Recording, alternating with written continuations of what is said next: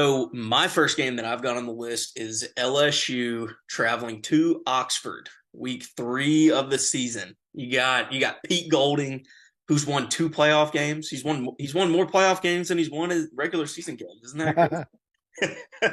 He's already got the recipe down, man. No, but I mean, had a great playoff run. I mean, after everything that happened with Lane Kiffin, you got to give Pete Golding props for what he was able to do, going into the playoffs and competing and almost making it to a national championship game. Ole Miss. I mean, come on. So, I mean, of course, you're not going to have Trinidad Chambliss back. Unfortunately, I would have loved to see him this year, but they'll still be an exciting team. And LSU traveling to Oxford. I mean, I can only imagine. I attended a Tennessee game where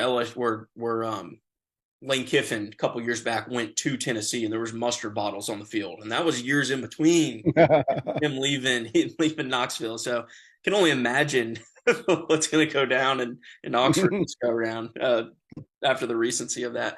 But I mean, they got a lot of players. LSU ranked 5th in the portal. Got a couple players. They got Sam Levitt coming from Arizona State, highly touted. I mean, got a huge NIL deal.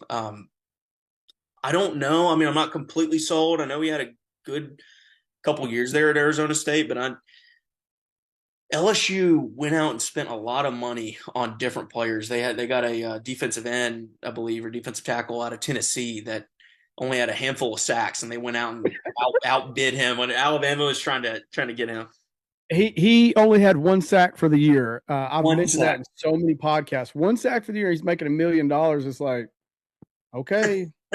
So that was LSU's motto was Lane Kiffin. They backed it up. They gave him the Brinks truck, Mhm.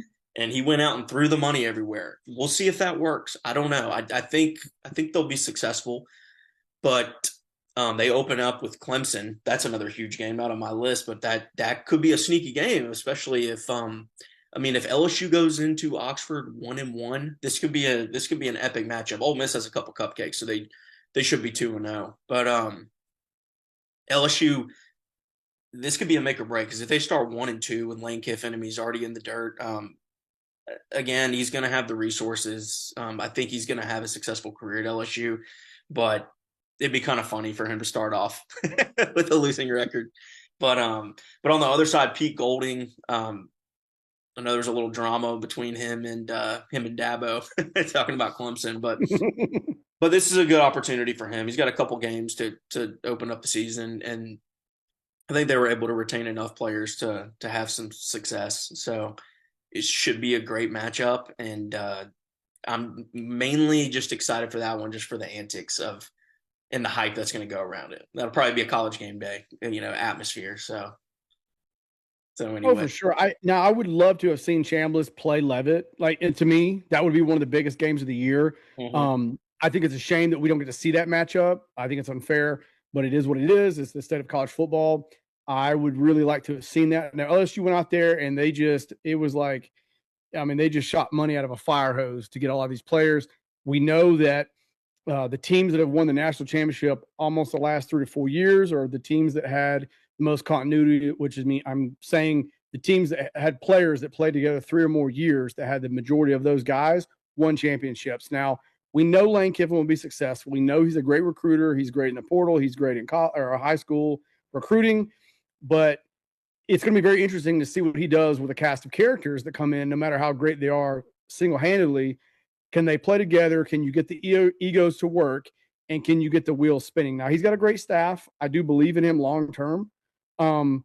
Now, the thing that's hurting Ole Miss is not that they don't have a great team coming into this year, and they spent a lot of money in the portal as well. They got good backers.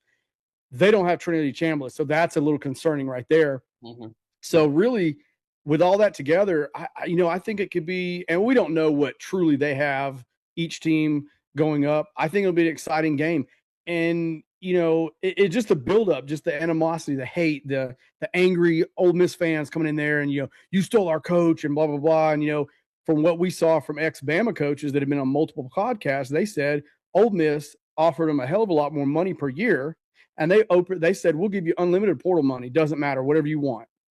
And leading up when the 5 years that he was the coach of Ole Miss, they gave him everything he wanted more, but he took Saban's advice because he knows LSU is one of those schools and states that in Louisiana that you don't need to recruit nationwide to be dominant and win championships. That's a fact. It's one of the top 3 jobs you can do that, like Texas or Georgia, or whatever, or even having USC if you can get the right coach. But yeah, it's just the build up to this one's, to me, I think is top 2 games of the year, honestly, just for the history, the drama, everything that goes behind that.